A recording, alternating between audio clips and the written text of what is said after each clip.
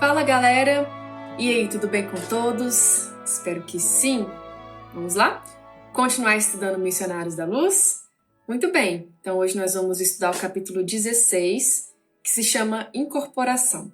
Então, sem mais delongas, vamos ao nosso estudo. Então, gente, André estava sempre na companhia de Alexandre. André tinha suas obrigações, os seus trabalhos lá em nosso lar, mas sempre que tinha uma oportunidade, ele ia ao encontro de Alexandre para tentar aprender alguma coisa nova. E como a gente já sabe, Alexandre ele estava ativamente envolvido em vários trabalhos mediúnicos que aconteciam aqui na Terra. E vários centros espíritas ele participava. E tinha um em especial que ele foi, em determinado dia, acompanhado de André. E chegando lá, eles receberam um apelo, Alexandre recebeu um apelo de um trabalhador, né, desencarnado, também um benfeitor espiritual, para que acontecesse a comunicação do Dionísio. Dionísio havia sido um trabalhador daquele centro, que havia desencarnado há pouco tempo, e a equipe do trabalho mediúnico, né, que inclusive faziam parte a esposa de Dionísio, seus filhos, né, os amigos dele, eles estavam querendo ter uma notícia do Dionísio, que ele viesse, que ele se comunicasse para dar algum consolo para eles, porque tinha sido uma coisa que tinha abalado todo mundo, né, o desencarne do Dionísio. E eles estavam pedindo a espiritualidade para que permitisse a comunicação daquele irmão. E aí o Euclides, né, que era esse trabalhador, ele foi conversar com Alexandre. Falar, olha, eles estão pedindo muito para que Dionísio comunique, e eu queria pedir a sua autorização para que isso acontecesse, a gente vai providenciar tudo. E aí Alexandre fez um alerta, falou, olha, nós temos um grupo que ainda não está preparado para receber as mensagens de Dionísio. Eles têm muito conhecimento, é um grupo que tem muito conhecimento, mas ainda falta boa vontade em alguns aspectos, falta ainda vencer a maledicência, eles sempre estão com alguns comentários menos edificantes. E o próprio Dionísio ainda está muito recente o desencarne dele. Não acho que seja aí o momento dessa comunicação. Por mais que eles tenham esse apelo, eu não acho que seja o momento. E aí o Euclides, ele insistiu, falando, né, vamos, meu irmão, vamos ceder esse pedido desses irmãos, a gente tem trabalhadores que são muito dedicados, que merecem aí o nosso voto de confiança. E aí Alexandre falou, tudo bem, então vamos providenciar, eu mesmo vou levar Dionísio. Eu acho que um bom aparelho para comunicar é a nossa irmã, a médium Otávia. E aí eu mesmo vou até Dionísio dar o recado para ele, que ele vai se comunicar, e a gente providencia tudo. E aí Euclides ficou muito feliz, e aí começaram os preparativos para que a comunicação de Dionísio acontecesse. E naquela mesma noite, o Euclides comunicou, né, através foi uma comunicação mediúnica, comunicou aos irmãos encarnados que na noite seguinte eles teriam um recado do Dionísio. E aí todo mundo ficou naquela expectativa. E já foi avisado, inclusive, que seria através da médium Otávia. E aí todo mundo ficou naquela expectativa para na noite seguinte receber os informes do irmão que tinha desencarnado há pouco tempo. Alexandre e André foram até o local onde Dionísio estava se recuperando. Alexandre deu a notícia para ele, falou que ele ia dar um recado para a família, para os antigos amigos, e ele ficou muito feliz, ficou muito contente. Só que Alexandre fez o alerta, falou, olha, você precisa se preparar muito bem para esse momento e falar somente aquilo que seja necessário e que seja proveitoso para todos ali, sem causar comoção, sem falar coisas particulares, né, para os seus filhos que vão estar lá, para sua esposa, porque qualquer desequilíbrio que houver nas emoções, você vai ser o responsável. Então você precisa se vigiar bastante. Nós vamos estar lá te ajudando, mas é preciso que você saiba o que você vai falar. É uma responsabilidade grande. E aí ele concordou, falou que ia se policiar para falar somente o essencial. E Alexandre já advertiu também sobre o seguinte, falou, olha, o grupo é um grupo que tem uma certa dificuldade em relação a acreditar nas comunicações.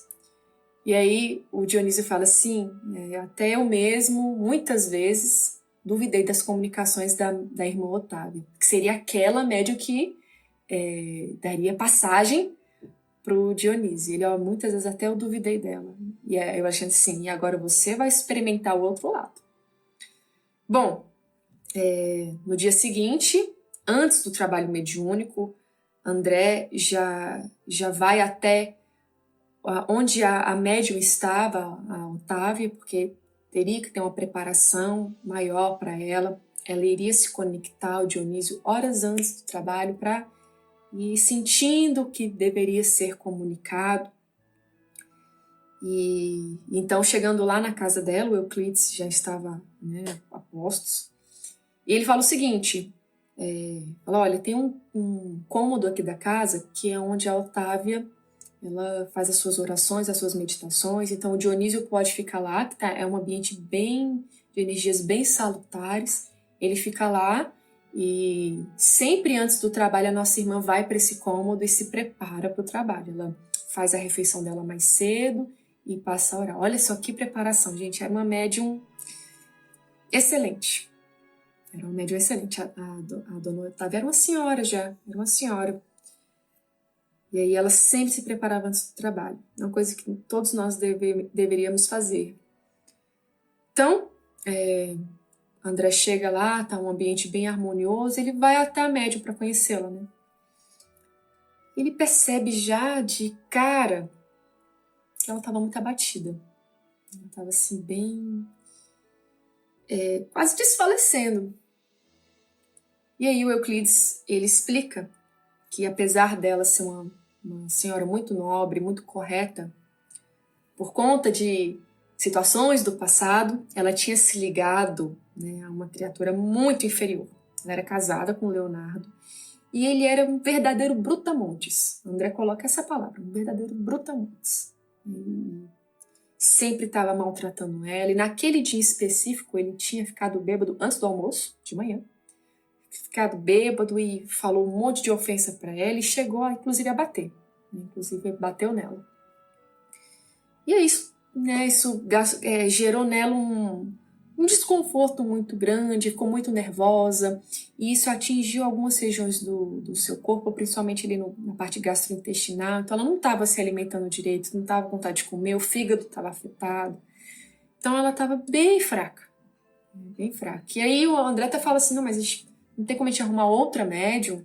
E o Euclides fala, não, a tarefa aqui é com a Otávia, ela vai ser a mais bem preparada. E na noite anterior já tinha dito que seria com a Otávia, né? Olha só.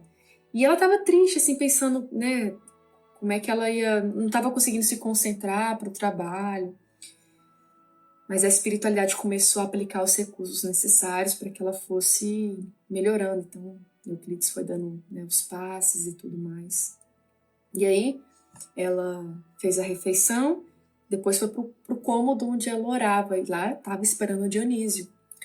E aí ela começou a fazer uma prece bem singela, bem humilde, de coração, né? Revelando a grandeza de espírito que ela tinha. E Dionísio foi falando com ela, como se fosse um diálogo mesmo, falando o que ele queria transmitir naquela noite. E para ela captava de uma maneira muito, muito diferente, como se ela tivesse a lembrança do Dionísio. Né? Na cabeça dela era isso, era uma recordação. E ela lembrando dele, das coisas que ele falava, né? E aí foi começando a conectar, ela começando a sentir ali a presença dele e sentindo a essência do que ele queria comunicar naquela noite. E aí, de repente, uma coisa brusca no ambiente, uma energia densa, uma coisa assim, como se fosse um choque. Quem chegou em casa? O marido da dona Otávia, o Leonardo. E ele já chega gritando lá da porta, ela. Otávia! E ela assim, já se assusta, já se levanta e tal. E ela aí vai dando a hora do jantar, ela põe a mesa, põe o prato dele. E aí ela, em dado momento, fala, olha, não esquece que hoje eu tenho um trabalho lá no centro, eu vou sair antes das 8. E ele, não vai. Não vai, você não vai. E começa a gritar, falar um monte de coisa. E ela fica muito triste. E ela começa a chorar discretamente, tenta esconder a mágoa, porque se ela demonstrasse isso ainda pior, né? Poderia partir para agressão novamente. André fica em choque. Euclides demonstra que já sabia o que ia acontecer. Ele sai calmo da sala de jantar. E André, e agora? Não, a gente já esperava que isso fosse acontecer, já tomamos as providências necessárias para trazer uma pessoa aqui para conseguir tirar a Otávia aqui da casa. Então, o Leonardo ele tinha algumas parentes que eram espíritas, inclusive uma tia dele, né, mais velha, assim, que tinha um jeito bem firme de falar, bem enérgico de falar com o sobrinho. Então, já tinha providenciado que essa tia chegasse em casa. Né? E foi dito e feito. Quando foi dando ali 7h20, 7h30, chegou essa tia. E aí falou, vim buscar a Otávia, vou lá falar com ela. E aí, vamos, Otávia, pro trabalho? E aí ela disse assim, não posso hoje, né? Tentando disfarçar, não posso hoje, porque Leonardo não tá se sentindo bem, eu vou ficar aqui com ele. Aí a tia, sei, eu vou lá falar com meu sobrinho. E aí falou, olha, Leonardo, é o seguinte, se você não quer crescer espiritualmente, se você tá adiando aí essa sua melhora, não atrapalhe o serviço da tua esposa. Porque ela já faz um sacrifício imenso te aguentando, criou seus 2 filhos com muita educação, já são rapazes, já são homens feitos. Se você não quer crescer, não quer caminhar, ok, mas não atrapalhe a sua esposa, você não tem nada que falar dela. E aí, enquanto ela falava, André observou que jatos magnéticos iam envolvendo o Leonardo para que ele raciocinasse. Né? E aí ele falou, depois que ela chamou a atenção dele, essa tia, falou, não, tudo bem, ela pode ir onde quiser, desde que a senhora esteja junto. E aí ela falou, então vamos lá, pegou a Otávia e partiram para o centro. E aí a expectativa no centro era enorme, a espiritualidade já estava lá há horas, preparando tudo. E quando deu a hora, a manifestação de Dionísio aconteceu. Ele ficou falando por 40 minutos. Lá no ambiente estavam vários trabalhadores, estavam os filhos dele, estava a esposa. E a espiritualidade ali perto do Dionísio, para que ele não falasse algo que não deveria ser dito. Né? Nenhuma coisa particular e tal. E André observava o pensamento dos encarnados, que lá estavam fazendo vários, mas fala sobre aquilo, responde essa minha dúvida, fazendo vários questionamentos, várias perguntas, interpelações. E isso chega a dar um choque de vibrações, mas a espiritualidade permaneceu ali no controle, Alexandre firme olhando ali pro Dionísio, para ele se manter no que ele tinha que falar. E por 40 minutos houve essa comunicação. E aí, né, quando finalizou, André observa em choque, né, os comentários dos encarnados, que se dividiram em vários grupinhos. Perto da Dona Otávia veio a esposa, né, do Dionísio, que estava muito emocionada, que realmente acreditou naquela comunicação, e alguns poucos trabalhadores. Os demais grupos, todos tinham comentários menos edificantes. A maledicência tomou conta do salão. Uns diziam assim, não foi ele. Não é possível que tenha sido o Dionísio comunicando. Não falou nada de novo. Não falou nada que demonstrasse que é ele mesmo. Né? Isso aí foi as mesmas coisas de sempre. Acho que a Otávia comunicou assim o que ela pensava. Né? Mistificou. Bom, e André foi tomado por um sentimento de decepção muito grande. Porque tinha dado tanto trabalho, né? A espiritualidade se movimentou de tantas formas, tantos recursos. A própria Otávia, né? Aquele dia tinha apanhado do marido, gente. E se esforçou para meditar, para ficar em prece, para trazer aquela comunicação. Os filhos de Dionísio, nenhum acreditou. Não era meu pai ali, não. Não era meu pai, porque se fosse meu pai, ele tinha respondido as minhas perguntas. Como é que é isso? O pai, quando vai para o outro lado, não cuida mais dos filhos? Não tem mais carinho por eles? Não era meu pai ali, não. O outro irmão também concordou, tal. Algumas senhoras se reuniram e falavam assim, não, isso aí não era não. Não foi ele mesmo. E aí riam baixinho, apontando para a Dona Otávia. Um outro senhor, que se fazia muito intelectual, falou várias palavras difíceis e falou do estudo, do animismo, de que a Dona Otávia estava sendo vítima, e ele falava de um jeito tão difícil, tão científico, e ele falava assim com um assoberbo, e todo mundo ao redor assim, como se estivesse vendo um super sábio. E ele fumando, né? Ele fumando, nesse detalhe aí eu fiquei, fiquei em choque. Ele tirava assim o pozinho do cigarro, né? E tirava assim o pozinho, fumava, arrumava os bigodes. E aí falava termos muito difíceis e as pessoas concordavam com ele. É verdade. É verdade, realmente ele não tinha espírito, não. E a Dona Otávia incorporando ela mesma, era um processo de animismo. Então, esse era o ambiente. André ficou muito decepcionado e o Euclides ficou bem cabisbaixo, porque ele já tinha recebido o alerta do Alexandre na noite anterior, falando, esse grupo não tá preparado e tal. E aí ele ficou, sabe quando um pai fala com o filho, não faça, e o filho insiste e acaba não saindo da maneira que estava pensando, e o filho fica assim, poxa, meu pai avisou, aquele ar de decepção, né?